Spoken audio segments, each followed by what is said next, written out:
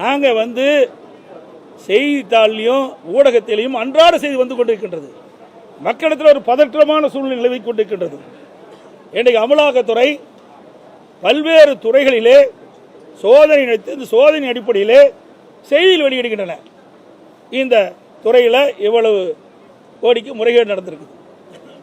இந்த துறையில் இருக்கிற அமைச்சர் உறவினர்கள் அவருடைய இல்லத்தில் அலுவலகத்தில் கைப்பற்றப்பட்ட ஆவணங்கள் என்று வெளியிடப்படுகிறது.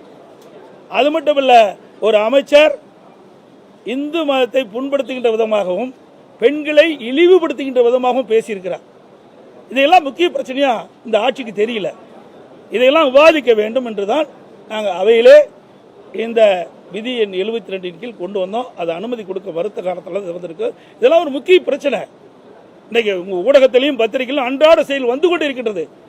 ஆக இந்த செய்தி என்ன என்று விளக்கமாக இந்த அரசு தான் விளக்க வேண்டும். அதை அரசினுடைய கடமை. பிரதான எதிர்க்கட்சி என்ற முறையில் நாட்டில் நிலவுகின்ற பிரச்சனையை அரசினுடைய கவனத்திற்கு கொண்டு வரும். இதில் இந்த அரசு என்னென்ன இப்படி அமலாக்கத்துறை மூலமாக எடுக்கப்பட்ட நடவடிக்கைகள் என்ன என்பதை விளக்க வேண்டியது அரசுடைய கடமை. அதை விட்டுட்டு நாங்கள் கொண்டு வந்த தீர்மானத்தை, நாங்கள் கொண்டு வந்த இந்த 3 கோரிக்கையும் நிராகரித்து பேசுவதற்கு அனுமதி கொடுக்காம எங்களை கொடுக்கல. அதனால் நாங்கள் வேறு வழி இல்லை, நாங்கள் வெளிநடப்பு செய்யணும். அது என்னைக்கு பரிசீலனை வரப்போகுது? இன்னும் ஒரு 10 நாள் தான் இருக்குது. பரிசீலனை கொண்டு போயிடுவாங்க.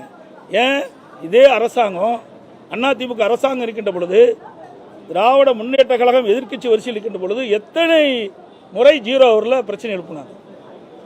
அதுக்கெல்லாம் நாங்கள் அனுமதி கொடுத்தோம். இது முக்கிய பிரச்சனைங்க. ஒரு அமைச்சருடைய வீடு, அமைச்சருடைய மகன் வீடு, அவருடைய அலுவலகங்கள், உறவினர்களுடைய அலுவலகங்களில் இன்றைய தினம் அமலாக்கத்துறை இன்றைக்கு சோதனை நடத்தியிருக்குது. அந்த சோதனையில் பல ஆவணங்கள் கைப்பற்றப்பட்டதாக ஊடகத்திலும் பத்திரிகையிலும் செய்தி வெளியாகியுள்ளன. இதெல்லாம் ஏன் விசாரிக்க முடியாதுன்னா என்ன பண்ணுறது? ஏன் பயப்படுறீங்க? இதை தெளிவுபடுத்த வேண்டியது அரசுடைய கடமை இல்லவா? அதே பொன்முடி அவர்கள் ஒரு பொது மேடையில் ஒரு பெண்களை இழிவுபடுத்தி பேசலாமா? ஒரு மதத்தை குறிப்பிட்டு பேசலாமா? இதெல்லாம் தவறு அல்லவா?